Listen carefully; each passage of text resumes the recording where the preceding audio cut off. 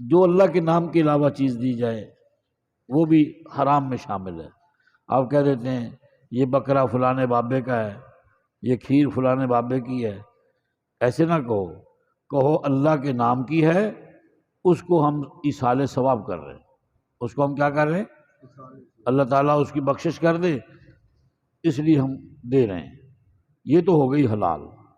اگر کیا ہے نہیں جی بکرا ہی بابے دا، چھترا ہی بابے دا، دیگ ہی بابے دی، تو قرآن کہتا ہے جو بھی اللہ کے نام کے علاوہ کسی کی منت یا نام کی چیز دی جائے گی، چاہے ولی کے نام کی ہو، چاہے کتب کے نام کی ہو، غوث کی ہو، ابدال کی ہو، شہید کی ہو، نبی کی ہو، جس پہ اللہ کا نام نہیں لیا گیا وہ چیز حرام ہو جاتی ہے۔ ہمیں لوگ کہتے ہیں مولوی صاحب کیسے حرام ہو گئی؟ چاول ہے وہ کب حرام ہو گئے؟ چینی حرام ہے، گھی حرام ہے، الائچی چھوٹی حرام ہے، اس میں 7 مربے ڈالے جاتے ہیں وہ حرام ہے۔ تمہاری سوچ غلط ہے۔ بھئی میری سوچ غلط نہیں ہے، میری سوچ میں اللہ کا قرآن ہے۔ اللہ کا قرآن کیا کہتا ہے؟ وَمَا أُهِلَّ بِهِ لِغَيْرِ اللَّهِ، جس جانور پر جس چیز پر اللہ کے غیر کا نام لیا گیا ہے، اللہ کا نہیں لیا گیا، وہ حرام ہو گئی۔ اسی لیے ہم جانور کو ذبح کرتے ہیں تو کیا کہتے ہیں؟ بسم اللہ اللہ اکبر، بسم اللہ، اس کا قبلے کی طرف منہ کرتے ہیں۔ قبلہ کس کا ہے؟ اللہ کا ہے۔ اور اس کے تکبیر پڑھتے ہوئے کیا کہتے ہیں؟ بسم اللہ اللہ اکبر۔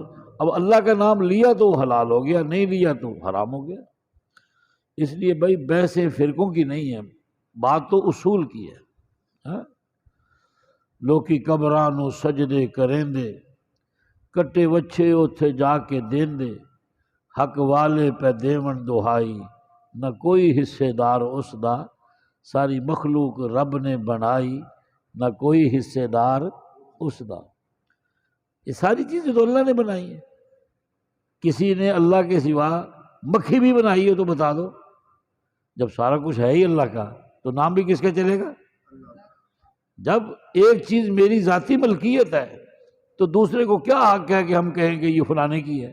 فلانے کی ہو ہی نہیں سکتی، جس کی ہے بس اسی کی رہے گی۔ یہ تو اس کی کمال مہربانی ہے کہ اس نے مالک ہو کر ہمیں استعمال کی اجازت دے دی ہے۔